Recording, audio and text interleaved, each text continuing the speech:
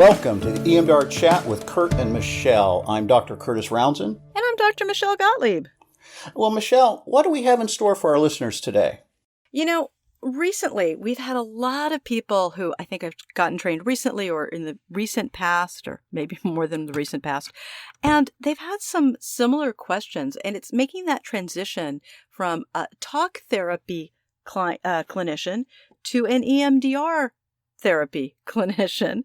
And how did, not only for them, they have to go through all the training, but how do they introduce this weirdo therapy that you and I love so much? How do we introduce it to their clients? Really good point, because EMDR is not a talk therapy. Right.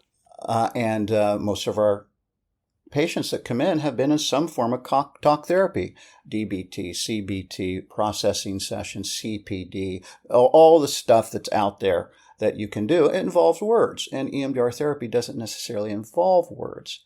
It doesn't have to. And so helping the client understand the difference between talk therapy and EMDR therapy, I sometimes say things like this. You've been doing talk therapy for how many years or how many months, and words don't always capture or relieve the pain of trauma. In fact, sometimes, if you've noticed in your own experience, talking about it may make you feel better for a while, but it may not relieve the triggers that still come up in everyday life. And sometimes talking about it actually sensitizes. It makes it worse. EMDR's a non-talk therapy, and we use the brain's own healing mechanism built in by design to heal. And Michelle, I always use the analogy that we do in our trainings that our brain was made to heal itself. Right. Much like if you cut your finger and you go to your physician, he or she does not heal you. He or she simply removes the obstacles that prevent the finger from healing itself. It could be butterfly suture, antibiotics, tetanus shot, whatever, and it bandages up. And when you leave that doctor's office, the finger continues to heal itself as the body was designed, unless something else comes to prevent that, like infection, being ripped open again. The brain was made to do the same thing, to heal itself. And we'll talk more about that in a moment, but the brain is made to heal itself unless something prevents it from doing the natural healing process. And I do a similar introduction for my clients of saying things like, this isn't talk therapy, it's brain therapy. And I say that the brain is designed to heal like every other part of the body. And the analogy I use is if you have a broken leg, the doctor may set it, line it up correctly, but it's the body that actually does the work. And so what I tell my clients, what you and I need to do is stay out of the way and let your brain do its natural healing. We can help it if we need to, but we need to just let it do its work. Yeah.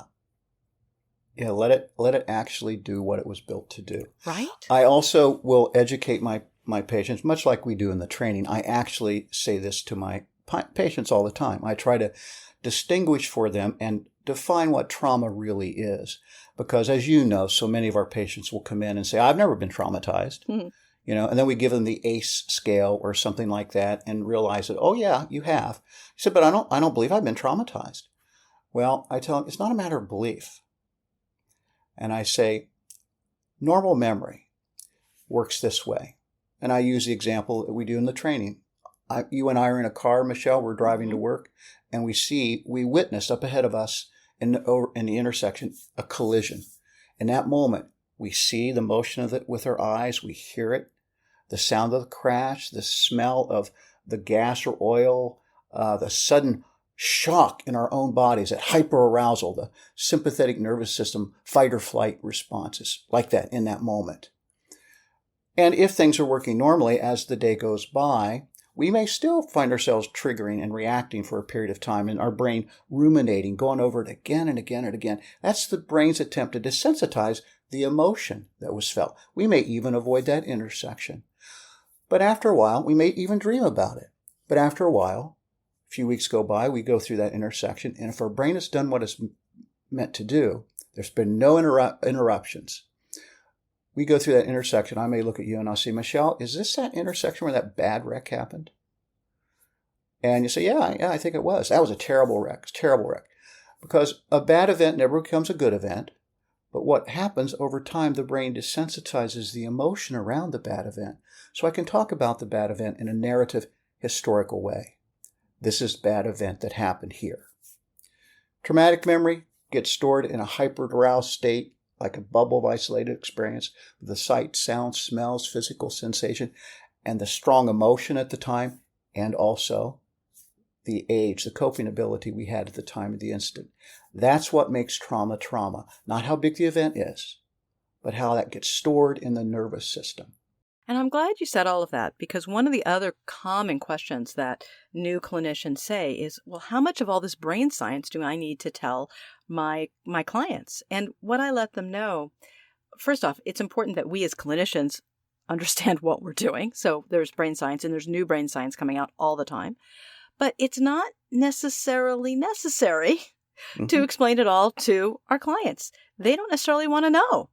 Like when I go see a surgeon, if I have to have a surgery, I really don't want my surgeon, I don't need my surgeon to tell me in exquisite detail, well, I could use this way of doing the surgery or this way of doing the surgery, or let me explain it to you on a cellular level why this is happening. I look to him for his expertise. When our clients come in, they want to use our expertise. They want to know what we think is right for them to heal, not for them to make the decision, because they don't have the training we have. That's right. That's right. And making it simple, common, everyday language. You don't Very have to important. do the neurobiology part. It may be important for the therapist to know, but it isn't necessary for the patient to know. Now, Michelle, I want to ask you a question. What's that? Well, a lot of times in our trainings, one of the things that our trainees, the new EMDR therapists, struggle with is the transitioning from their old talk therapy format to the EMDR therapy format. Right. And many of them come in, they feel incompetent to do this. They feel awkward. They want to know how they can get their clients to do this without interrupting the rapport that's already been built through talk therapy. And I do it in a certain way, but I'd be curious to how you would like to address that. Well, one of the things I think is really important when we're doing that transition from you were a talk therapy client, now you're still working with me, but now we're going to do this weirdo brain therapy stuff, is I'll say, there's been a lot of research and this has been shown to be very effective. And while I was doing the training, I thought of you and I thought this could really be something that helps you get to the healing that you want to get to. And explain that I'm going to read the script because that's going to make me a better therapist for you. And by the way, clients don't care if you read the script. What they care about is getting better. So, and I remind new clinicians during practicum, which is the clunkiest therapy you'll ever do. It's the worst session, EMDR therapy session you will ever do in your entire career as an EMDR clinician. Ever since graduate school. Right? Yes. And notice, even though it was so awful, your client still had a shift. There was still healing that happened. And if it could happen in that setting, oh goodness, it's going to be fabulous in your office. So what I'm really doing is I'm reminding the clinician of all of this. Rapport is built not just with the ways you were taught in graduate school, which are all good ways, but it's also built because you're doing something to make the client feel better, to truly heal. And they will love you for that. It's an excellent point. And the idea that many of our patients, we use, the 0 to 10 scale, the SUD scale in EMDR therapy. And many of our patients, they live in a world of 8, 9, and 10, really high levels of disturbance, sometimes all the time.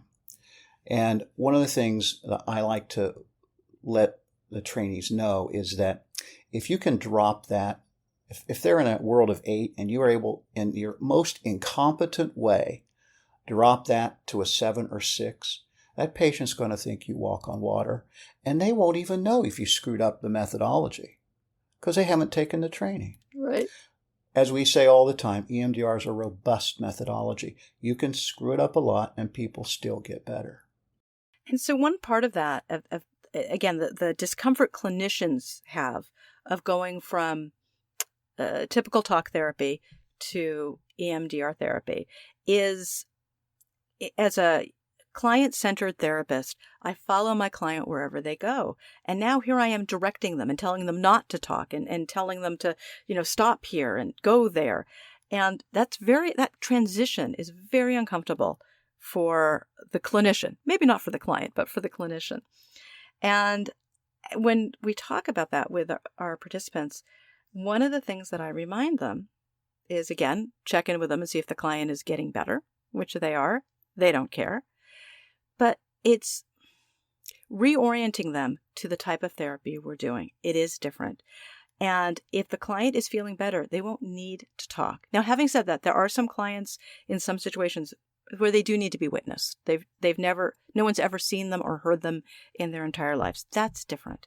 But Yes. you don't need to hear everything, because that is vicarious trauma for us. But they don't need to say anything. And their brain actually will move faster if they're not talking.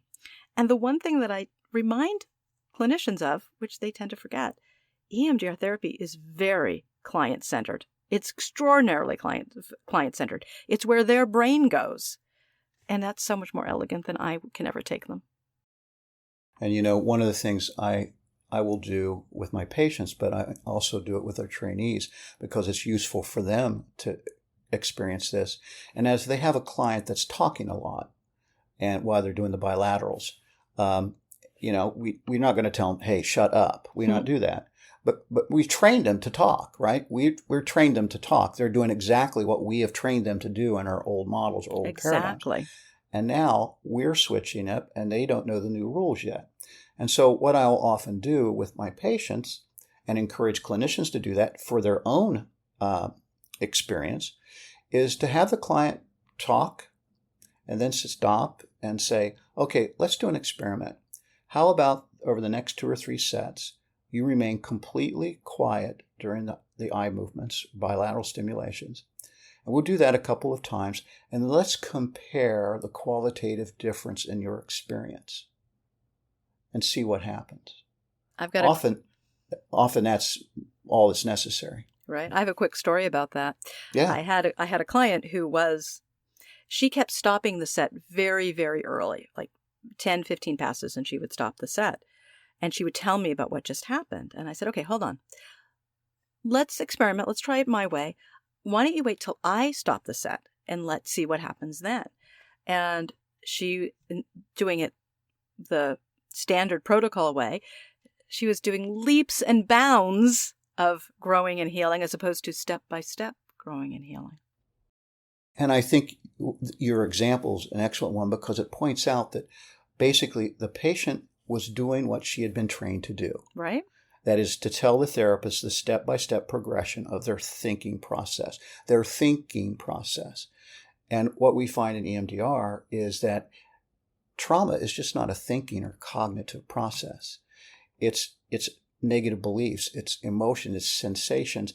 And oftentimes the thinking part, the step-by-step part, which we do to try to structure their experience in other modalities, can be sped up and go to hyperspace, as in Star Wars fame, hyperspace very quickly, because as you've already suggested, the brain goes much faster than words. So, again, something that new clinicians often say is, "I don't want to be rude to my client." You're not being rude by doing it this way, by saying, "You know what, you just need to tell me that very last thing right when I stop the set." It can be one word. It can be one sentence. You don't have to tell me the whole thing. You're not being rude. What you're really doing is helping speed up their healing.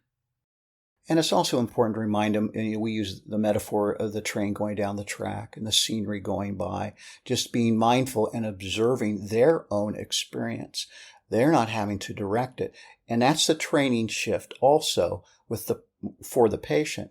They have been used to being very vigilant in talk therapy and moving down a track and describing everything. And what we're actually telling them to do is to sit back in the seat of their therapy process, let the train, that is the brain, take control, and they follow the brain.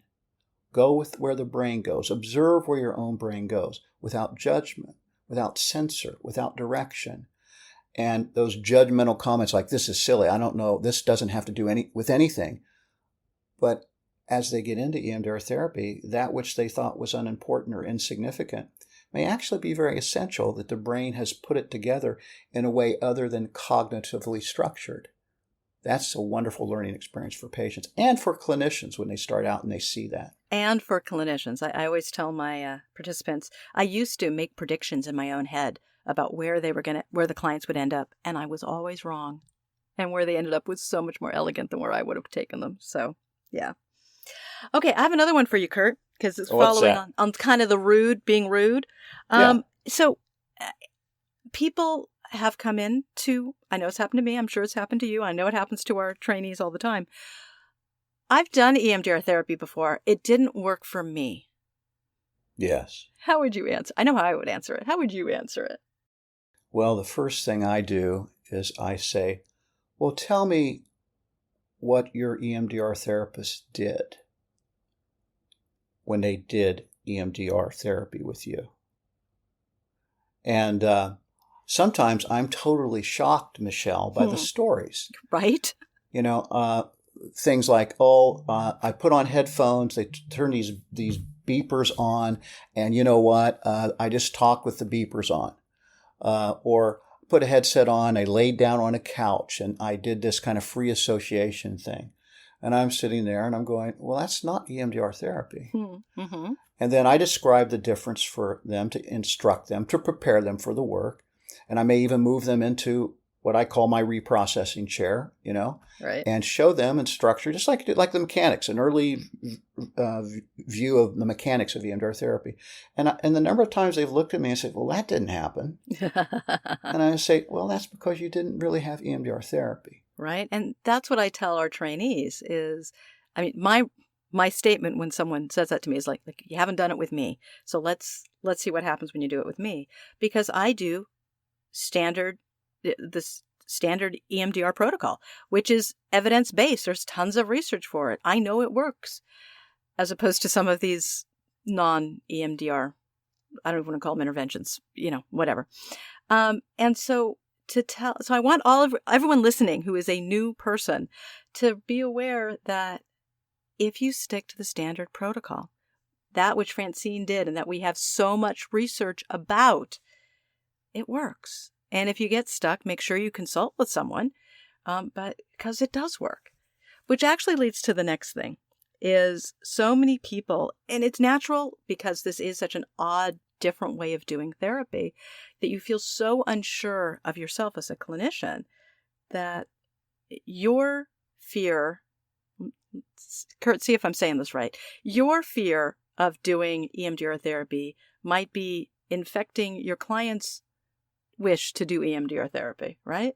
Absolutely. Yeah, absolutely. Now, I'm going to say what I say all the time, because really what we're talking about is about clinician and patient buy-in, buying into EMDR therapy. Right. So many of the modalities that are out there has to be a buy-in. In hypnosis, there's a certain buy-in the patient has to make. But I tell people all the time, you've heard me say this, is that EMDR therapy is the antibiotics of psychotherapies. If you get an infection, you go to your physician, and that doctor gives you an antibiotic, says take these pills 4 times a day. And you look at the bottle and say, doctor, I don't buy into antibiotics. The doctor might look at you and say, I don't care, take the darn pills. There's no buy-in necessary. I know the science behind it. Your infection will heal. And so I tell people all the time, I don't buy into this. I don't think it'll work. I say, I don't care. Just follow my darn fingers. So that for all the new clinicians out there, I want you to hear that. Do standard protocol. Do good work. And guess what? They're going to get better anyway, whether they believe in it or not. Right. We are about out of time. Starting to do EMDR therapy as a clinician, it is such a huge paradigm shift. It is okay if you're uncomfortable. It's okay if you're unsure. It's way okay to read from the scripts. It's also okay to get consultation. It's okay to get support and help. There's a lot of community out there to help you. So make sure you take care of yourself in the process. Amen. All right. Thank you, everybody, for joining us today. If you want more information about who and what we are, emdrprofessionaltraining.com. And we're so glad you're doing the work that you're doing. Yes, thank you all for listening.